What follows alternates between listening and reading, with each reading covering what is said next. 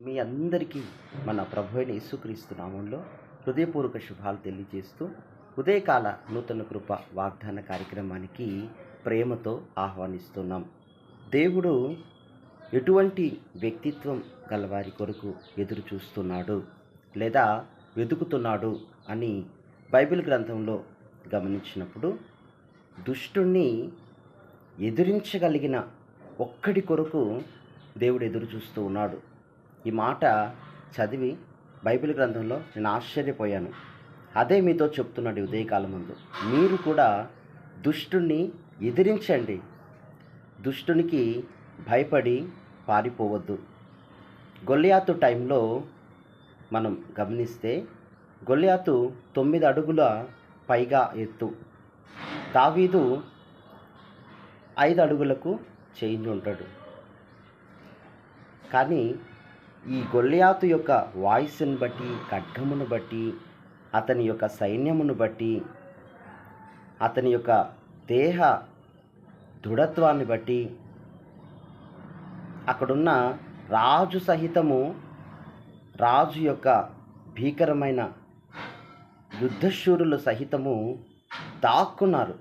కానీ దావీదు ఎక్కడ భయపడలేదు. అతని హైట్ని బట్టి, అతని స్వరాన్ని బట్టి, దావీదు అతని యొక్క ఎక్స్పీరియన్స్ని బట్టి భయపడలేదు. కానీ విశ్వాసముతో ఎదుర్కోగలగటానికి వెళతాడు. దుష్టుని ఎదుటికి అతన్ని ఎదుర్కోవటానికి వెళ్ళి నిలబడతాడు. వాస్తవంగా దావీదుకి అనుభవం లేదు. వాస్తవంగా దావీదుకి ఎటువంటి అనుభవం, ఎక్స్పీరియన్స్ లేదు. అయినప్పటికీ దేవుడు నాలో ఉన్నాడు, నాకు తోడుగా ఉండగా ఈ దుష్టుడు ఎంత అని విశ్వాసముతో వెళ్ళి నిలబడతాడు. నీవు కూడా ఈ విధమైన విశ్వాసాన్ని కలిగి ఉండాలని ప్రభువు వాంఛిస్తూ ఉన్నాడు. దేవుడు ఇటువంటి వారి కొరకు ఆయన వెతకచా ఉన్నాడు. వాడు నన్ను ఏం చేయగలడు? దేవుడు నాకు తోడై ఉన్నాడు. నన్ను ఏమీ చేయలేడు, వాడు నన్ను చూసి పారిపోవాల్సిందే అన్నట్లుగా దావీదును చూస్తున్నప్పుడు అటువంటి విశ్వాసము ఆ తరములో అక్కడ యుద్ధములో ఉన్న వారికి వెల్లడవుతుంది. ప్రియ సహోదరి, సహోదరుడా, నీవు కూడా ఇటు విశ్వాసముతో సాగితే నీలాంటి వారిని దుష్టుని ఎదుర్కోవటానికి వాని ఎదుట నిలపాలని దేవుడు ఆలోచిస్తూ ఉన్నాడు. భయపడి పారిపోవద్దు. దుష్టుడు ఎప్పుడూ కూడా గంభీరంగాను, డాంబికంగాను, మేకపోతు గాంభీర్యంతోనూ, లేకపోతే చాలా హైట్గాను కనబడుతూ ఉంటాడు, చాలా బెదిరింపుగాను కనబడుతూ ఉంటాడు. కానీ నీలో ఉన్నవాడు లోకములో ఉన్నవాని కంటే గొప్పవాడని మాట ఎప్పుడైతే నీవు నమ్ముతావో, విశ్వాసాన్ని ప్రదర్శిస్తావో, అప్పుడు దుష్టుడు నిన్ను చూచి భయపడి పారిపోబోతూ ఉన్నాడు. ఎందుకు మనం దీన్ని నమ్మాలి అనంటే, యాకోబు రాసిన పత్రిక 4:7 అధ్యాయం 7వ వచనంలో మీరు గమనిస్తే, దేవునికి లోబడి ఉండుడి, అపవాదిని ఎదురించుడి, అప్పుడు వాడు మీ యొద్ద నుండి పారిపోవును అనే వాగ్దానాన్ని దేవుడు మనకు ఇస్తూ ఉన్నాడు. చాలామంది భయపడతారు దుష్టునికి, చాలామంది ఎదిరించలేరు. చాలామందికి దుష్టుణ్ణి ఎదిరించాలి, సాతానుపై తమకు అధికారాన్ని దేవుడు ఇచ్చాడు అనే విషయాన్ని కూడా తెలుసుకొని వారిగానే ఉంటున్నారు. అందుకే తెలియక మోసపోవద్దు.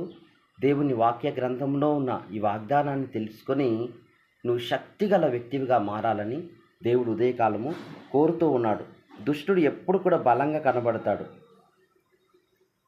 గత సంవత్సరములో, గత నెలలలో, గత దినములలో దుష్టుడు అన్యాయంగా ఒకవేళ బంగారపు మూటని ఇంట్లో పెట్టాడేమో, అన్యాయమైన అక్రమంతో వచ్చిన డబ్బు సంచిని నీ ఇంట్లో పెట్టాడేమో, ఏదైనా దరిద్రాన్ని తీసుకొని వచ్చి నీ గృహములో ఎక్కడైనా వేలాడదీశాడేమో. నీవు ఇదే విశ్వాసముతో మోకరించి ఉన్న పాటన గద్దించి నువ్వు ప్రార్థించగలిగితే, గద్దించుటకు ప్రభువు నుండి అధికారం పొందగలిగితే ఆయన కుమారుడిగా కుమార్తెగా నువ్వు ఈ చిన్న కార్యాన్ని చేయగలిగితే వాడు ఏ అక్రమమైన సొమ్మును, ఏ అన్యాయమైనటువంటి ఏ విధమైన కీడును తెచ్చి నీ ఇంట్లో కట్టాడో ఆ మూటను తీసుకొని వాడు నిన్ను చూచి నీ ప్రార్థన విని గజ్జ గజ్జ గజ్జ గజ్జమని వణికి పారిపోబోతున్నాడు. అవును, ఈరోజు వాగ్దానం, నీవు గద్దిస్తే దుష్టుడు నీ ఎదుట నుండి పారిపోబోతున్నాడు. వాడు పారిపోతున్నట్టుగా సూచన నీ కన్నులకు పరిశుద్ధాత్మ దేవుడు తేట తెల్లగా బహుస్పష్టంగా నీకు తెలియజేయునుగాక. మహాపరిశుద్ధుడా, జీవము గల తండ్రి, ఉదయకాల సమయాన మీ సన్నిధిలో ఎందరూ వాగ్దానపు వాక్కును వినుటకు ఆసక్తిగా ఉండి విని ఆ ప్రకారం చేయదలుచుకొని తమ హృదయాన్ని నింపుకున్నారో అట్టి బిడ్డలందరికీ దుష్టుని ఎదుట నిలబడి దుష్టుడు తమను చూచి పారిపోయేటట్లుగా మీరు కార్యాలు చేయమని ప్రార్థిస్తున్నాను. విశ్వసించిన వారందరి జీవితాల్లో కార్యాలు చేయండి. ఏ దరిద్రాన్ని వాడు తీసుకొచ్చాడో, ఏ అక్రమమైన వాటిని, ఏ దుఃఖకరమైన వాటిని తీసుకొని వచ్చాడో ప్రభా, వాటన్నిటిని కూడా యేసు నామములో తొలగిపోమని ప్రార్థిస్తున్నాం. సర్వశక్తిగల దేవుడుగా మీ బిడ్డలు ఆజ్ఞాపించినప్పుడు, గద్దించినప్పుడు మీరు అక్కడ అధికారం తీసుకొని సమస్త పరిస్థితులను మీ ఆత్మచేత నింపమని నజరేయుడగు యేసు నామములో ప్రార్థిస్తున్నాం తండ్రి. God bless you. దేవుడు ఈ దినమంతయు మిమ్మల్ని ఈ రీతిగా బలపరిచి నడిపించునుగాక.